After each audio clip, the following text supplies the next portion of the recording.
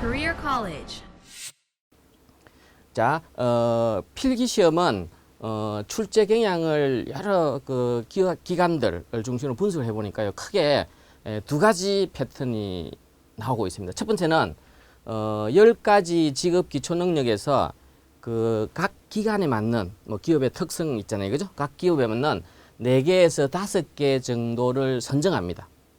지금까지 출제 경향들을 분석해 보면 가장 많이 선정된 직업 기초 능력으로서는 의사소통 능력. 조직에서는 기본적으로 여러 사람들로 구성된 모임이기 때문에 지속적인 커뮤니케이션이 있는 거죠. 부서 간의 커뮤니케이션, 또 상하 간의 커뮤니케이션, 또는 고객과도 커뮤니케이션 해야 됩니다. 그래서 이 의사소통이 굉장히 중요합니다. 두 번째, 문제 해결 능력. 조직은 기본적으로 막 문제가 얽히고 설킨 문제가 많아요. 그래서 이런 문제를 어떻게 풀 것인지 하는데 우리 직업인으로서 가장 중요한 역량 중에 하나다, 이렇게 보시면 됩니다. 또 대인관계, 그죠?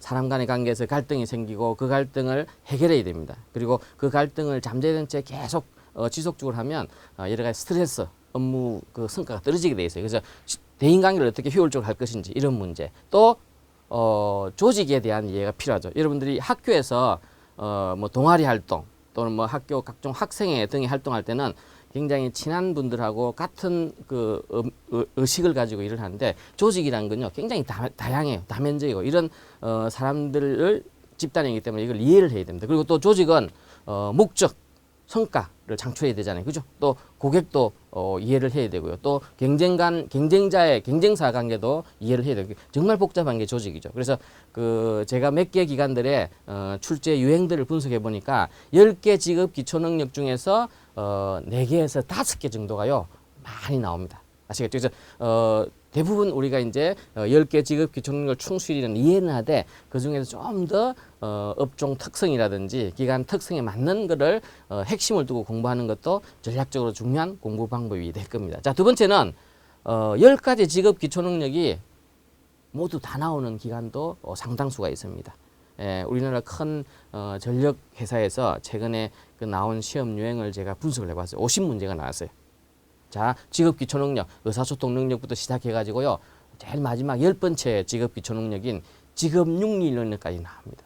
그래서 10가지 직업 기초 능력을 중심으로 해서 50에서 몇십 문제가 나오니까요, 평균적으로 보면 50문제가 나오면 한 직업 기초 능력당 5문제가 나오겠죠, 그죠?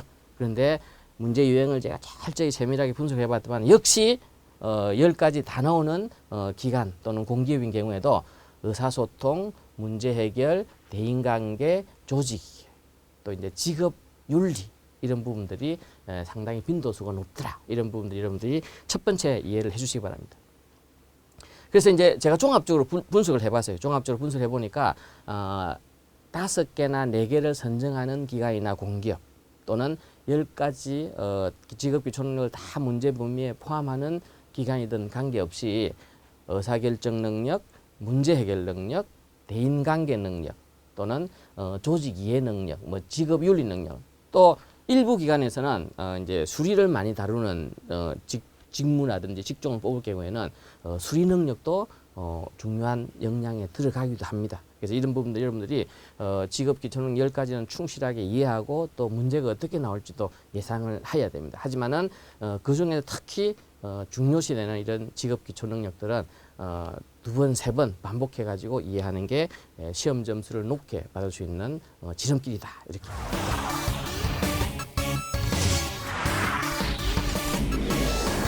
Career College.